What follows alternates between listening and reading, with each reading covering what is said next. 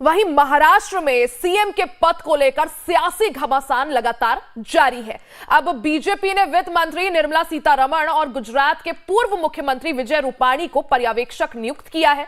विजय रूपाणी आज शाम तक मुंबई पहुंचेंगे, जबकि निर्मला सीतारमण 4 दिसंबर को सुबह मुंबई पहुंचेंगी। वहीं भारतीय जनता पार्टी विधायक दल की बैठक 4 दिसंबर को सुबह 10 बजे विधान भवन के सेंट्रल हॉल में होगी। इसमें सीएम का नाम तय किया जाएगा। 5 दिसंबर को शाम 5 बजे मुंबई के आजाद मैदान में सीएम का शपथ ग्रहण समारोह होगा। इससे पहले महाराष्ट्र में सीएम को लेकर चल रही उठापटक पर एक रिपोर्ट आपको दिखाते हैं।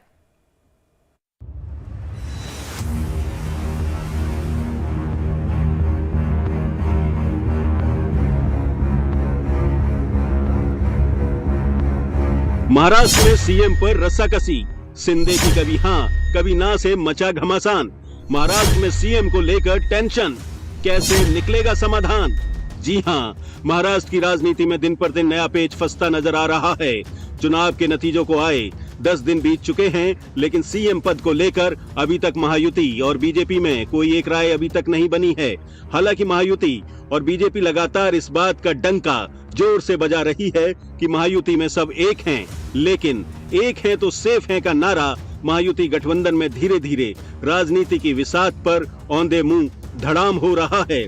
शिंदे को सीएम कुर्सी की चाह नहीं है, फिर भी शिंदे इस बात को लगातार दोहरा रहे हैं कि जनता के आम आदमी और जनता की भलाई करने वाली सरकार उन्होंने पिछले कार्यकाल में दी है। जनता का भरोसा उन्हें मिला और आगे भी जनता के लिए ही, जनता के विकास के लिए महाराष्ट्र की अगली सरकार बनेगी। और मैंने जो काम किया है, जो नेतृत्व किया है मैंने और हमारे दोनों उप मुख्यमंत्री और हमारे सहयोगी ने, जो आज तक के, तुम कितने सालों से पत्रकारिता करते हो, जरा खाली थोड़ा याद करो कि आज तक के इतिहास में इतने बड़े 2.5 साल के अंदर इतने बड़े पैमाने पर डेवलपमेंट और इतने बड़े पैमाने पर वेलफेयर स्कीम, जो कल्याणकारी योजना कभी की थी। ये देखो, मैं इतना ही कहूंगा, इतनी योजनाएं 2.5 साल में करने वाली ये ऐतिहासिक सरकार है और ये सुनहरी अक्षरों में लिखा जाएगा। ये भी मैं बताता हूँ, क्योंकि हर घर में कुछ ना कुछ, ये सर्वसामान्य आम आदमी का सरकार है, गरीबों का सरकार है, ये हम बोलते थे, वैसे करके दिखाया है। इसलिए 2.5 साल में उन्होंने हमें इतना बड़ा आशीर्वाद दिया है कि पूरी तरह विपक्ष को विपक्ष नेता भी नहीं मिला है। इससे आप पता करो कि ये सरकार ने इतने कम समय में हमने जो काम किया, इसका नतीजा है। शिंदे के बयान के बाद बीते सोमवार जमकर महाराष्ट्र की राजनीति में सियासत का पारा हाई रहा। विपक्ष महाराष्ट्र में राष्ट्रपति शासन लगाने की बात कह रहा है। शिवसेना यूबीटी के नेता संजय राउत और आदित्य ठाकरे ने मांग की है कि महाराष्ट्र में 10 दिन बीत जाने के बाद भी सीएम के नाम का ऐलान नहीं होना महाराष्ट्र के लोगों के साथ धोखा है। 10 दिन हो चुके हैं, उनके पास भारी बहुमत है, भारी शैतानी बहुमत। अकेले बीजेपी के पास बहुमत है, फिर भी अब तक ये लोगों ने राजभवन में जाकर सरकार बनाने का दावा नहीं किया है। क्यों?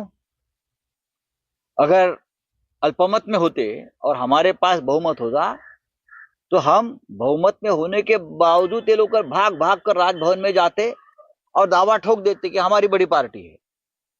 लेकिन अब बहुमत है, सब कुछ है, 10 दिन हो चुके हैं और सरकार बनाने का दावा तक ये लोग नहीं करते।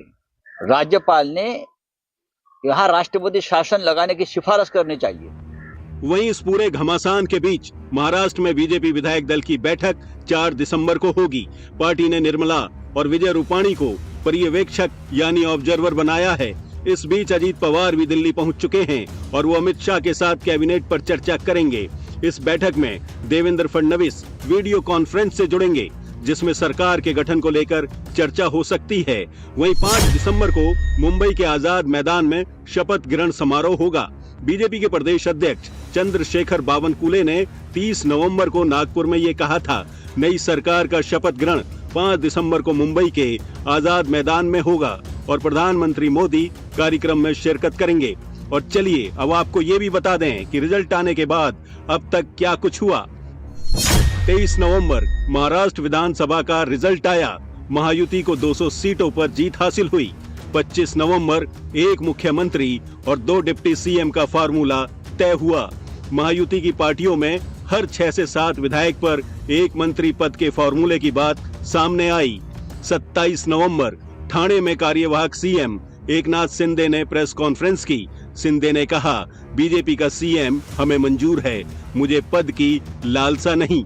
28 नवंबर एकनाथ शिंदे, देवेंद्र फडणवीस और अजीत पवार ने दिल्ली में करीब 2.5 घंटे तक गृह मंत्री अमित शाह और बीजेपी अध्यक्ष जेपी नड्डा के साथ मीटिंग की। शिंदे ने आधे घंटे तक शाह से अकेले मुलाकात की। 29 नवंबर महायुति की बैठक टाल दी गई। एकनाथ शिंदे अचानक सतारा चले गए। 30 नवंबर शपथ ग्रहण समारोह की तारीख सामने आई। अजीत पवार ने साफ कर दिया कि सीएम बीजेपी से होगा और शिवसेना एनसीपी के डिप्टी सीएम होंगे। 1 दिसंबर शिंदे 2 दिन अपने पैतृक गांव सतारा में रहे। 30 नवंबर को उनकी तबीयत बिगड़ गई थी। मुंबई से आए डॉक्टरों ने उनका इलाज किया। रविवार को वो सतारा के एक मंदिर गए। कुछ देर बाद मीडिया से बातचीत में कहा, प्रधानमंत्री मोदी और शाह जिसे सीएम तय करेंगे वो मुझे स्वीकार होगा।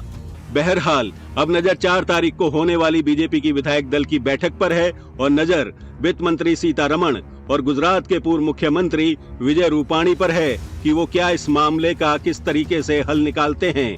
वहीं खबर ये भी है कि नाराज एकनाथ शिंदे को मनाने के लिए बीजेपी ने उन्हें केंद्र में एक मंत्री पद का ऑफर किया है। उनके बेटे श्रीकांत या पार्टी के किसी वरिष्ठ नेता को मोदी कैबिनेट में जगह मिल सकती है।